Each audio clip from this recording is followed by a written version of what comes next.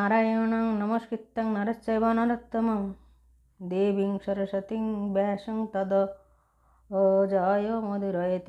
मूकं करोति वाचालं पङ्गुलक्ष्मयति गिरिं यत्कृपातमहं वन्दे परमानन्दमाधव।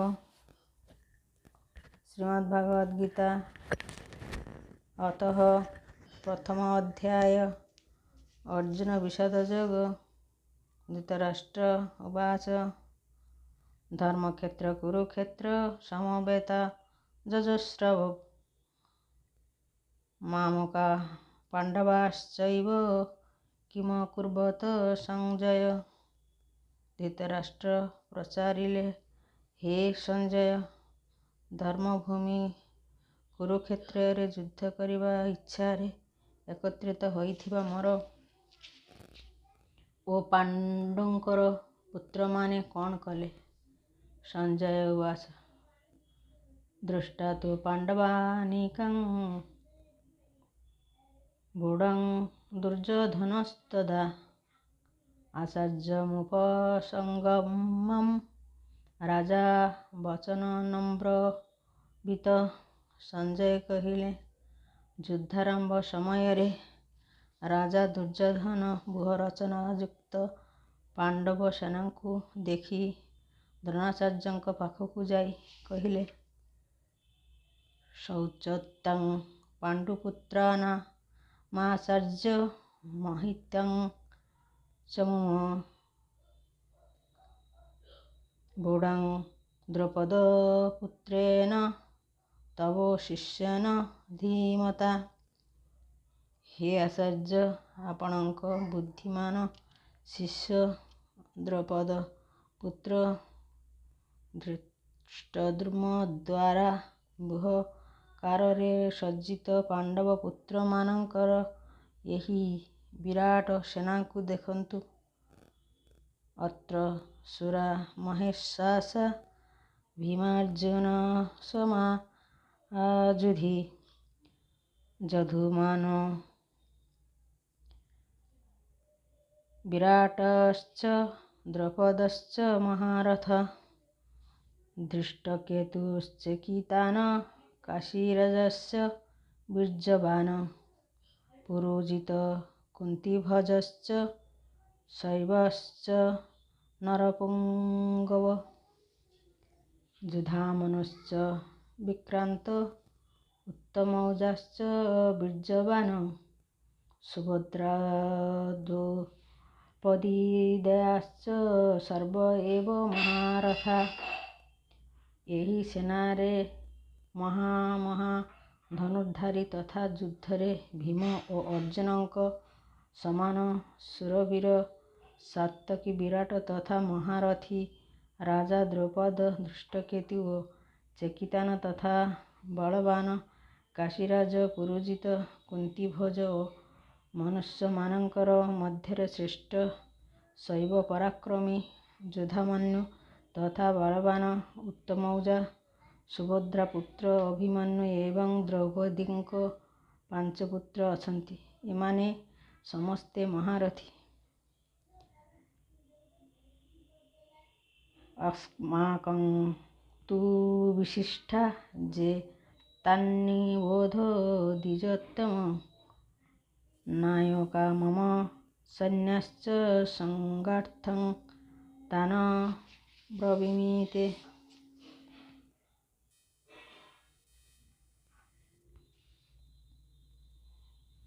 हे ବ୍ରାହ୍ମଣ ଶ୍ରେଷ୍ଠ ଆମ ପକ୍ଷରେ ବି ଯେଉଁ ପ୍ରଧାନ ଯୋଦ୍ଧାମାନେ ଅଛନ୍ତି ସେମାନଙ୍କୁ ଆପଣ ଜାଣନ୍ତୁ। ଆପଣଙ୍କର ଜାଣିବା ନିମନ୍ତେ ମୋ ସେନାର ଯେଉଁ ସେନାପତିମାନେ ଅଛନ୍ତି ସେମାନଙ୍କ ନାମ କହୁଛି। ଭବାନ ଭୀଷ୍ମଶ୍ଚ କର୍ଣ୍ଣଶ୍ଚ କୃପଶ୍ଚ ସମିତିଞ୍ଜୟ ଅଶ୍ୱତ୍ଥାମା ବିକର୍ଣ୍ଣଶ୍ଚ ସୌମଦକୀର୍ତ୍ତିस्तथैव च। ଆପଣ ଦ୍ରୋଣାଚାର୍ଯ୍ୟ ପିତାମହ ଭୀଷ୍ମ କର୍ଣ୍ଣ ଏବଂ ସଂଗ୍ରାମ ବିଜୟୀ କୃପାଚାର୍ଯ୍ୟ ତଥା ସେହିପରି ଅଶ୍ୱତ୍ଥାମା, ବିକର୍ଣ୍ଣ ଓ ସୋମଦତ୍ତଙ୍କ ପୁତ୍ର ଭୂରିଶ୍ରବା ଏବଂ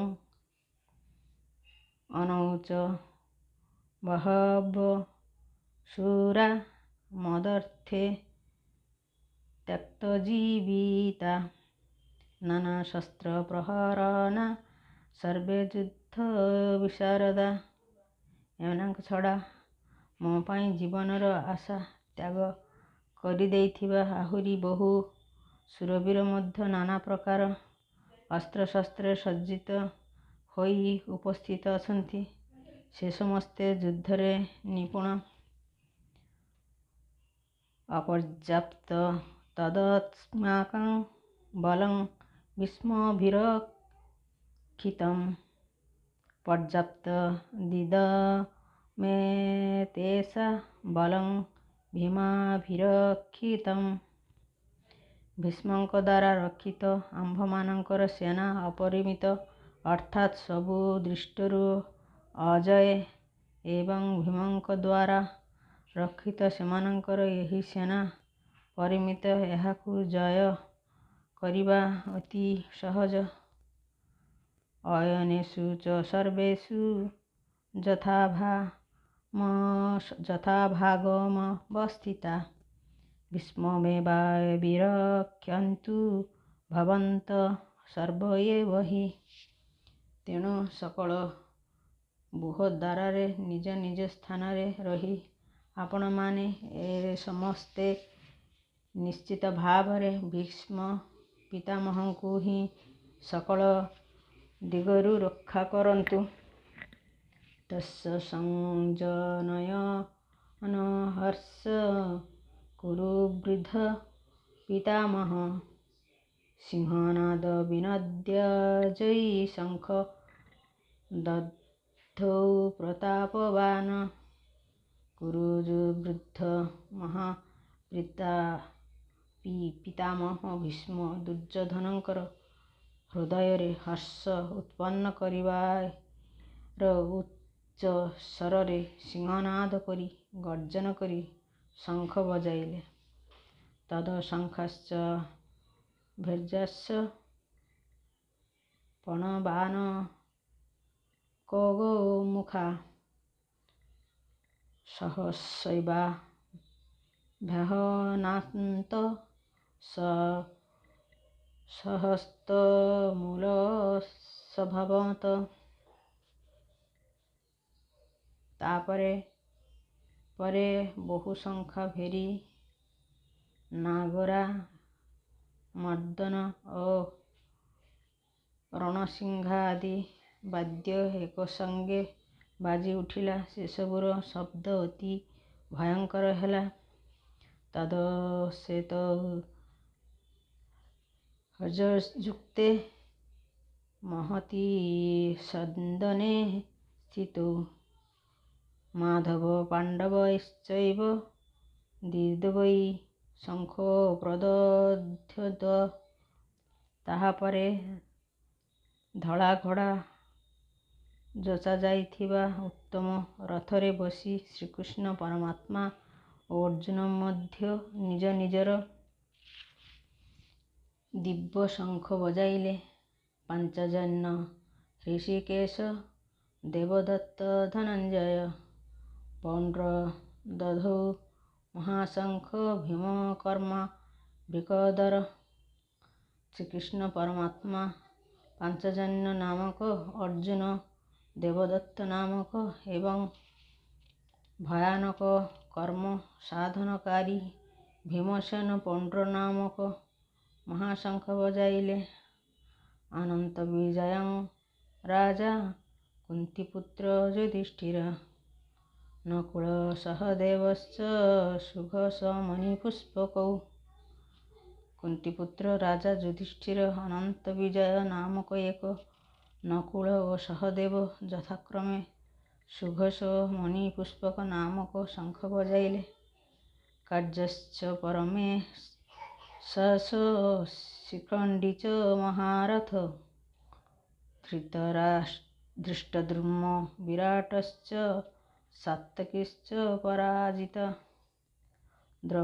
द्रौपदेयाश्च सर्वस्य पृथिवीपते सुभद्राश्च महाबाहु शङ्खनादहद्ध पृथक् पृथक् श्रेष्ठ धनुर्धारी काशीराज महारथी श्रीखण्डी धृष्टद्युम्न विराट राजा अजय सात्यकी राजा द्रौपदीଙ୍କ ପାଞ୍ଚ ପୁତ୍ର ଭଦ୍ର ସୁଭଦ୍ରା ପୁତ୍ର ମହାବାହୁ ଅଭିମନ୍ୟୁ ହେ ରାଜନ ଏ ସମସ୍ତେ ସକଳ ଦିଗରୁ ପୃଥକ ପୃଥକ ଶଙ୍ଖ ବଜାଇଲେ। ସଘୋଷ ଧର୍ତ୍ତରାଷ୍ଟ୍ରାନ ହୃଦୟାନି ବେଦାରୟତ୍ ନାଭଶ୍ଚ ପୃଥିବୀଂ ଚୈବ ତୁମୁଲ ବେଣୁନାଦାୟନ ଏବଂ ସେହି ଭୟଙ୍କର ଶବ୍ଦ ଆକାଶ ଓ ପୃଥିବୀକୁ ପ୍ରତିଧ୍ୱନିତ କରି ଦୁର୍ଯ୍ୟୋଧନାଦି କୌରବମାନଙ୍କର ହୃଦୟ ବିଦୀର୍ଣ୍ଣ କରିଦେଲା। ଅଥ ବ୍ୟବସ୍ଥିତାନ ଦୃଷ୍ଟା ଧର୍ତ୍ତରାଷ୍ଟ୍ରନ କପିଧ୍ୱଜ ପ୍ରବୃତ୍ତେ ଶସ୍ତ୍ର ସମ୍ବାତେ ଧନୁରୁଦ୍ୟମ ପାଣ୍ଡବ ହୃଷୀକେଶ ତଦା ବାକ୍ୟମାଦବାହାଃ ମହୀପତେ।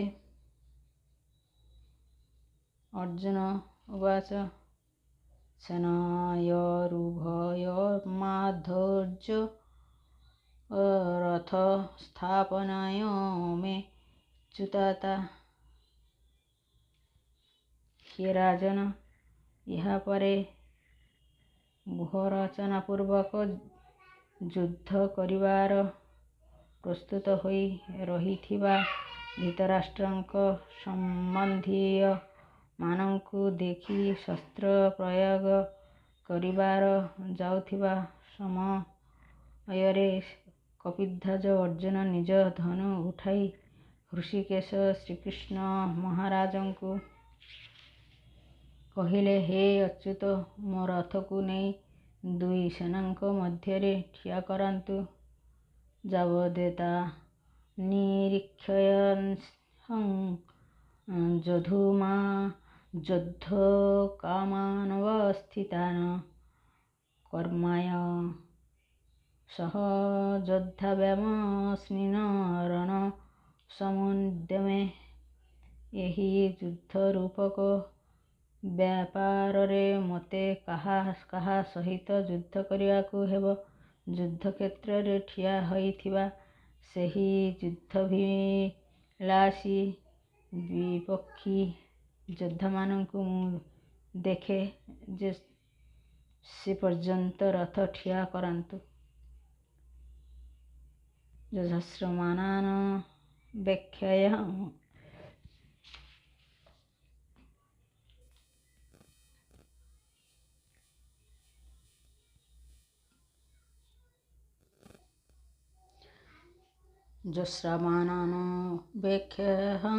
ଯୋ ଏତେ କ୍ଷେତ୍ରୈବ ସମାଗତା। ଧର୍ତ୍ତରାଷ୍ଟ୍ରस्य ଦୁର୍ବୁଦ୍ଧେ ଯୁଦ୍ଧେ ପ୍ରିୟଚିକୀର୍ଷିତଃ। ଦୁର୍ବୁଦ୍ଧି ଦୁର୍ଯ୍ୟୋଧନର ଯୁଦ୍ଧରେ ହିତାକାଂକ୍ଷୀ ହୋଇ ଯେଉଁ ରାଜାମାନେ ଏହି ସେନାରେ ଅବସ୍ଥିତି, ସେହି ଯୋଦ୍ଧାମାନଙ୍କୁ ମୁଁ ଟିକିଏ ଭଲ ଭାବରେ ଦେଖିବି। ସଞ୍ଜୟ ଉବାଚ ଏବମୁକ୍ତ ହୃଷୀକେଶ ଗୁଡ଼ାକେଶେନ ଭାରତ ସେନାନାୟୋରୁଭୟୋର୍मध्ये ସ୍ଥାପୟିତା ରଥୋତ୍ତମଂ ଭୀଷ୍ମ ଦ୍ରୋଣ ପ୍ରମୁଖତଃ ସର୍ବେକ୍ଷଂ च ମହୀକ୍ଷିତାମ୍। ଉବାଚ ପାର୍ଥ ପଶ୍ୟତାନ୍ ସମବେତାନ୍ କୁରୁନିତି। ସଞ୍ଜୟ କହିଲେ, ହେ ଧୃତରାଷ୍ଟ୍ର, ଅର୍ଜୁନ ଏପରି କହିବାରୁ ମହାରାଜ ଶ୍ରୀକୃଷ୍ଣଚନ୍ଦ୍ର ଉତ୍ତମ ରଥଟି ନେଇ ଦୁଇ ସେନାଙ୍କ ମଧ୍ୟରେ ଏବଂ ଭୀଷ୍ମ ଦ୍ରୋଣାଚାର୍ଯ୍ୟଙ୍କ ସମ୍ମୁଖରେ ତଥା ସମସ୍ତ ରାଜାଙ୍କ ସମ୍ମୁଖରେ ଠିଆ କରାଇଦେଲେ ଓ କହିଲେ, ହେ ପାର୍ଥ, ଯୁଦ୍ଧ ପାଇଁ ଏକତ୍ରିତ ହୋଇଥିବା ଏହି କୌରବମାନଙ୍କୁ ଦେଖ। ତତ୍ର ପଶ୍ଚାତ୍ ସ୍ଥିତାନ୍ ପାର୍ଥ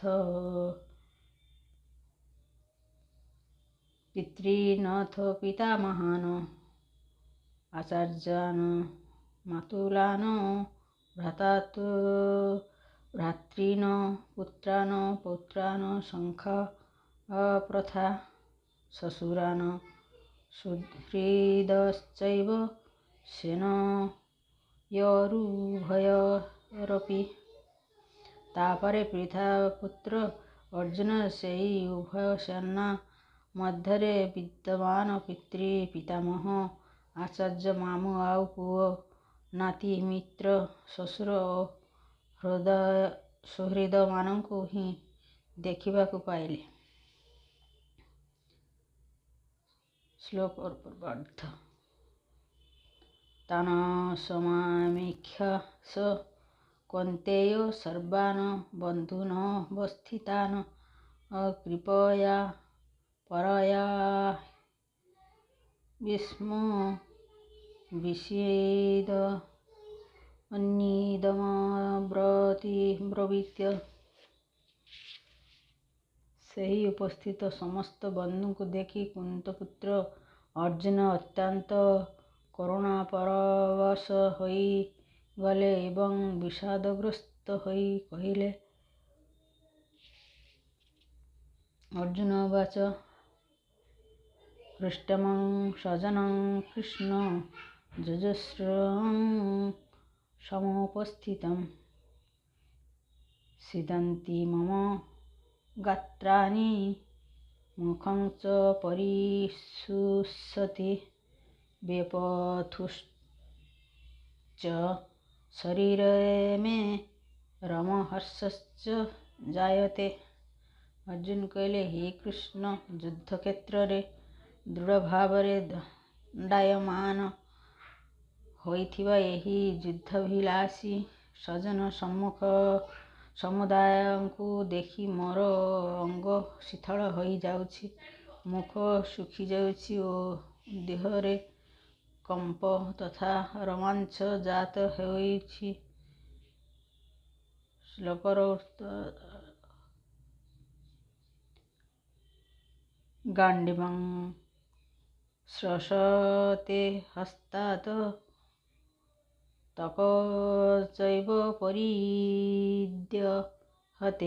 ନ ଚ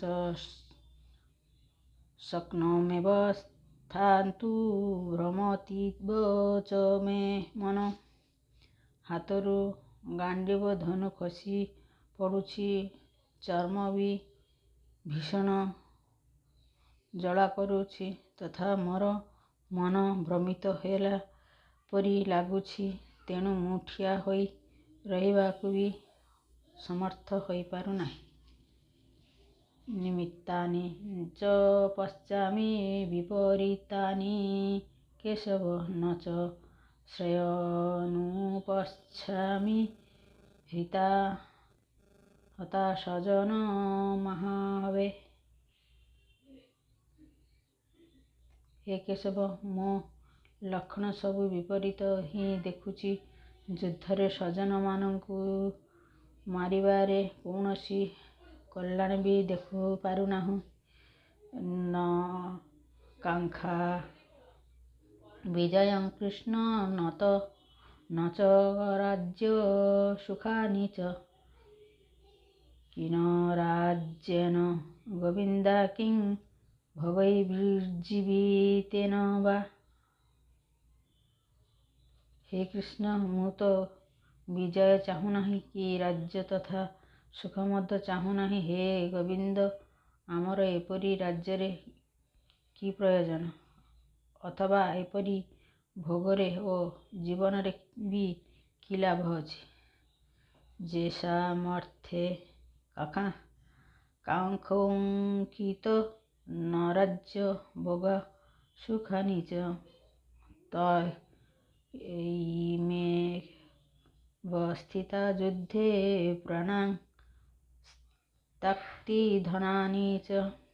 ଆମେ ଯେଉଁମାନଙ୍କ ପାଇଁ ରାଜ୍ୟ ଭୋଗ ଓ ସୁଖାଦି ଅଭିଳାଷ କରୁଛୁ ସେମାନେ ହିଁ ଏହିସବୁ ଧନ ଓ ଜୀବନର ଆଶା ପରିତ୍ୟାଗ କରି ଯୁଦ୍ଧ କରିବାକୁ ଠିଆ ହୋଇଛନ୍ତି। ଆଚାର୍ଯ୍ୟ ପିତାରଂ ପୁତ୍ରାସ୍ଥୈତୈବ ଚ ପିତାମହ ମାତୁଲା ଶ୍ୱଶୁରା ପୁତ୍ରୋ ଶଲ୍ୟଃ ସମ୍ବନ୍ଧିନସ୍ତଥା। ଗୁରୁମାନେ ପିତୃସ୍ଥାନୀୟମାନେ ପୁତ୍ରସ୍ଥାନୀୟମାନେ ଏବଂ ସେହିପରି ପିତାମହମାନେ ମାମୁଁମାନେ ଶ୍ୱଶୁରମାନେ ନାତିମାନେ ଶାଳକମାନେ ତଥା ଅନ୍ୟ ସମ୍ବନ୍ଧୀୟମାନେ ବି ଅଛନ୍ତି। ଏତନ୍ନ ହନ୍ତୁମିଚ୍ଛାମି ଘ୍ନତୋऽପି ମଧୁସୂଦନ ଅପି ତ୍ରୈଲୋକ୍ୟରାଜ୍ୟସ୍ୟ ହେତୈ କିଂ नु ମହି କ୍ରୀତେ। ଏ ମଧୁସୂଦନ, ଏମାନେ ମୋତେ ମାରିଦେଲେ ବି ମୁଁ ଏମାନଙ୍କୁ ମାରିବାକୁ ଚାହେଁ ନାହିଁ। ପୃଥିବୀ ଲାଭ କରିବା କଥା କି ପଚାରେ? ତିନି ଲୋକରେ ରାଜ୍ୟାଧିକାର ମିଳିବାର ଥିଲେ ମଧ୍ୟ ମୁଁ ଏମାନଙ୍କୁ ମାରିବାକୁ ଚାହେଁ ନାହିଁ। ନିହତ୍ୟ ଧାର୍ତ୍ତରାଷ୍ଟ୍ରାନ୍ କା ପ୍ରିୟ ସଜ୍ଜନାର୍ଦ୍ଦନ ପାପମେବାଶ୍ରୟେ ଦତ୍ମାତ୍ମନୋ ହୃତୌତାନା ତଥାୟନ। ହେ ଜନାର୍ଦ୍ଦନ, ଧୃତରାଷ୍ଟ୍ରଙ୍କ ପୁତ୍ରମାନଙ୍କୁ ମାରିଦେଲେ ଆମକୁ କି ସୁଖ ମିଳିବ? ଏହି ଆତତାୟୀମାନଙ୍କୁ ମାରିଲେ ତ ଆମକୁ ପାପ ହିଁ ଲାଗିବ। ତସ୍ମାନ୍ନୁ ହା ଭୟହେତୁଂ ଧୃତରାଷ୍ଟ୍ରାନ୍ ସବାନ୍ଧବାନ୍ ସଜ୍ଜନ ହିଁ କଥଂ ହୃତା ହତା ସୁଖେନ ଶ୍ୟାମ ମାଧବ। ତେଣୁ ହେ ମାଧବ, ନିଜର ବାନ୍ଧବ ଦୁର୍ଯ୍ୟୋଧନ ଆଦିଙ୍କୁ ମାରିବା ଆମ ପକ୍ଷରେ ଉଚିତ ହେବ ନାହିଁ। କାରଣ ନିଜ କୁଟୁମ୍ବ ଲୋକଙ୍କୁ ମାରି ଆମେ କିପରି ସୁଖୀ ହୋଇପାରିବୁ? ଯଦ୍ୟପେତେ ନ ପଶ୍ୟନ୍ତି ଲୋଭୋପହତଚେତସା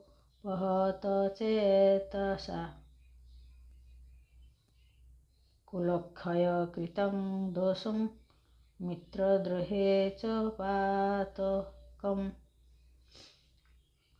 କଥଂ ନ ଜ୍ଞେୟମସ୍ମାभिଃ ପାପଦୋଷାନି ବହିର୍ତ୍ତୁମ କୁଲକ୍ଷୟକୃतं ଦୋଷ ପ୍ରପଶ୍ୟର୍ଭିର୍ଜନାର୍ଦ୍ଦନ। ଯଦ୍ୟପି ଲୋଭବଶତଃ ଭ୍ରଷ୍ଟଚିତ୍ତ ହୋଇଥିବା ଏହି ଲୋକେ କୁଳକ୍ଷୟ ଜନିତ ଦୋଷ ଓ ମିତ୍ରଦ୍ରୋହର ପାପ ଜାଣିପାରି ନାହାନ୍ତି, ତଥାପି ହେ ଜନାର୍ଦ୍ଦନ, କୁଳନାଶ ହେତୁ ଉତ୍ପନ୍ନ ଦୋଷକୁ ଜାଣିପାରୁଥିବା ଆମ୍ଭମାନେ ଏପରି ପାପରୁ ଦୂରେଇ ଯିବାରୁ ବିଚାର ନ କରିବୁ କାହିଁକି? କୁଳକ୍ଷୟେ ପ୍ରଣଶ୍ୟନ୍ତି କୁଳଧର୍ମା ସନାତନା ଧର୍ମେ ନଷ୍ଟେ କୁଲଂ କୃଷ୍ଣମଧ୍ୱର୍ଯଭିଭବତ୍ୟୁତ।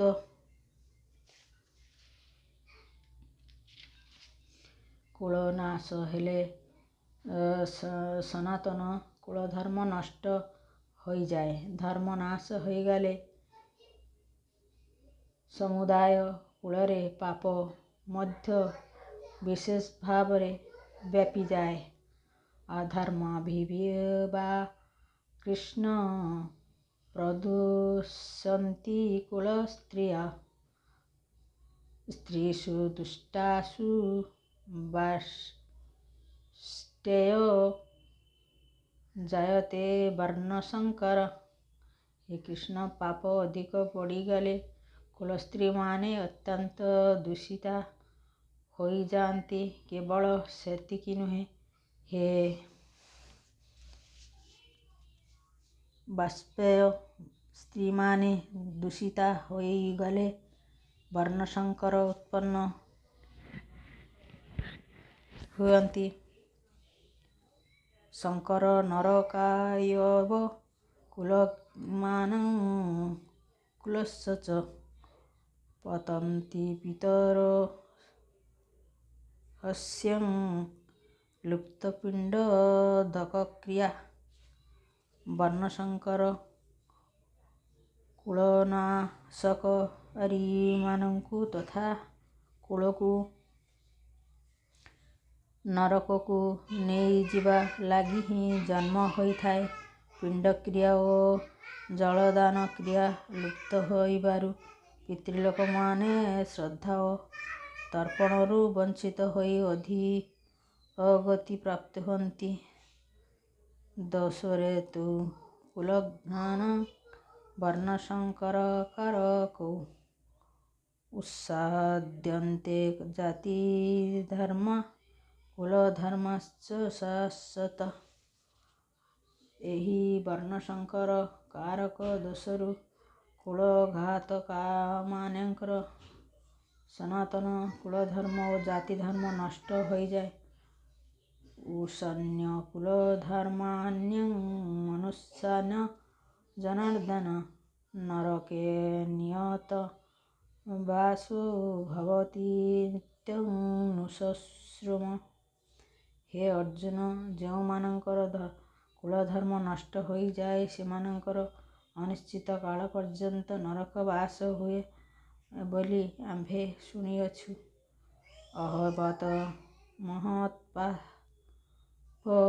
କୃତୋ ବ୍ୟବସିତାଦୟ ଯଦରାଜ୍ୟସୁଖଲୋଭେନ ହନ୍ତୁ ସ୍ୱଜନମୃତ୍ୟୁତ୍ୱା। ହାୟ, କି ଦୁଃଖର କଥା! ଆମ୍ଭେମାନେ ବୁଦ୍ଧିମାନ ହୋଇ ମଧ୍ୟ ମହାପାପ କରିବାକୁ ପ୍ରସ୍ତୁତ ହୋଇ ଯାଇଛୁ। ରାଜ୍ୟ ଓ ସୁଖ ପ୍ରାପ୍ତି ଲୋଭରେ ଆମେ ନିଜର ଆତ୍ମସ୍ୱଜନମାନଙ୍କୁ ମାରିଦେବା ପାଇଁ ଉଦ୍ୟତ ହୋଇ ଯାଇଛୁ। ଯଦି ମାମ ପ୍ରତିକାରମଶ୍ଚସ୍ତ୍ରପାନୟ ଧାର୍ତ୍ତରାଷ୍ଟ୍ରାରଣେ ହନ୍ତୁସ୍ତନେ କ୍ଷେମତରଂ ଭବେୟତ। ଯଦି ମୋପରି ନିଃଶସ୍ତ୍ର ଓ ପ୍ରତିକାରରହିତ ଲୋକକୁ ଧୃତରାଷ୍ଟ୍ରଙ୍କ ଶସ୍ତ୍ରଧାରୀ ପୁତ୍ରମାନେ ଯୁଦ୍ଧରେ ମାରିଦିଅନ୍ତି, ତେବେ ବି ତାହା ମୋ ପକ୍ଷରେ ଅଧିକ ମଙ୍ଗଳକର ହେବ। ସଞ୍ଜୟ ଉବାଚ ଏବମୁକ୍ତ ଅର୍ଜୁନ ଶଙ୍ଖୌ ରଥୋପସ୍ଥ ଉପାବିଶତ୍ ବିସୃଜ୍ୟ ସଶରଂ ଚାପ ଶୋକସଂବିଘ୍ନମାନସଃ। ସଞ୍ଜୟ କହିଲେ, ରଣଭୂମିରେ ଶୋକରେ ଉଦ୍ବିଗ୍ନମନା ଅର୍ଜୁନ ଏପରି କହି ବାଣ ସହିତ ଧନୁ ତ୍ୟାଗ କରିଦେଇ ରଥର ପଛପଟେ ବସିପଡ଼ିଲେ। ଓଁ ତତ୍ସଦିତି ଶ୍ରୀମଦ୍ଭାଗବଦ୍ଗୀତାସୂପନିଷତ୍ସୁ ବ୍ରହ୍ମବିଦ୍ୟାୟାଂ ଯୋଗଶାସ୍ତ୍ରେ ଶ୍ରୀକୃଷ୍ଣାର୍ଜୁନ ସଂବାଦେ ଅର୍ଜୁନ ବିଷାଦଯୋଗ ନାମ ପ୍ରଥମୋଧ୍ୟାୟ।